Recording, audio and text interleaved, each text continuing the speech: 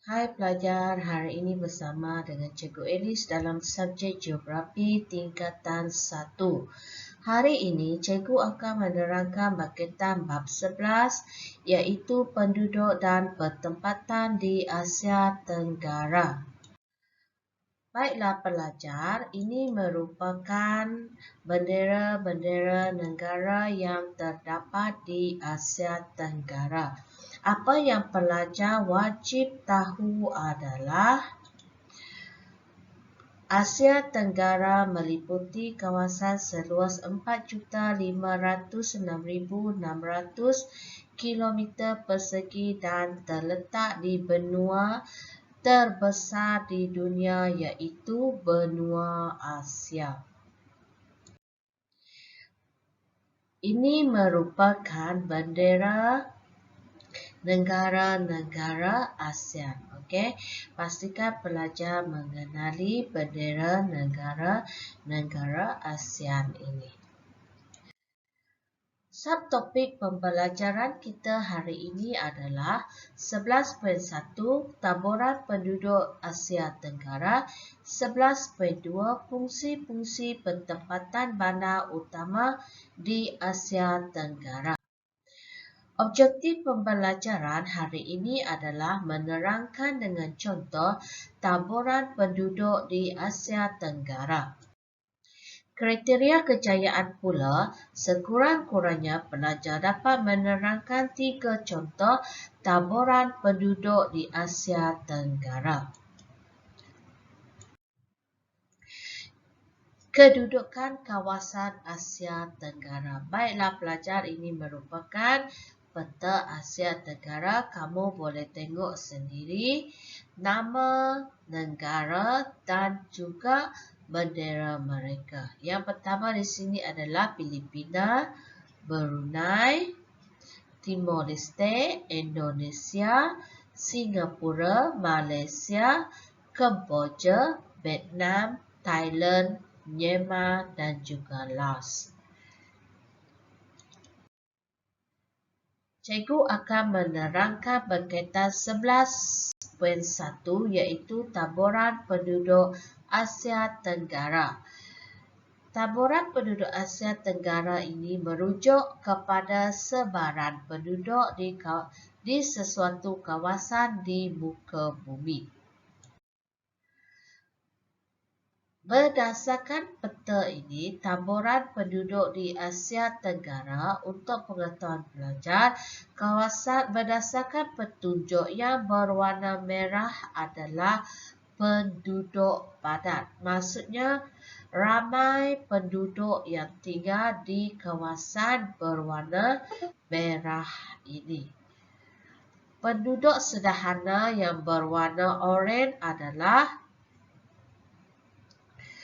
sederhana penduduk yang tinggal di kawasan tersebut. Dan yang warna kekuningan terang ini adalah penduduk yang jarang. Sementara titik berwarna hitam adalah ibu negara. Okey, kita boleh tengok ibu negara setiap negara yang ada di Asia Tenggara. Dan garis putus-putus merupakan sempadan antara bangsa. Peta ini pelajar boleh rujuk dalam buku teks juga ya. Seterusnya, taburan penduduk Asia Tenggara.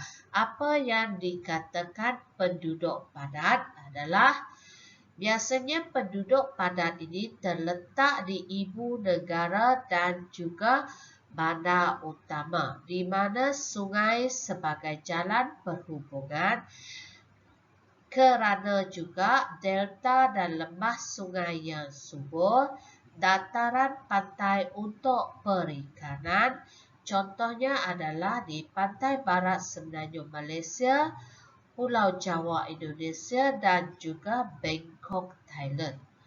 Okey, bagi penduduk yang sederhana berada di kawasan pinggir bandar, kawasan bandar baharu yang baharu ditubuhkan, lebih dikenali sebagai kawasan pertanian. Contoh dia adalah pantai timur semenanjung Malaysia, pantai barat Sumatera Indonesia, pantai Arakan Myanmar, dan pinggir Sungai Mekong Vietnam.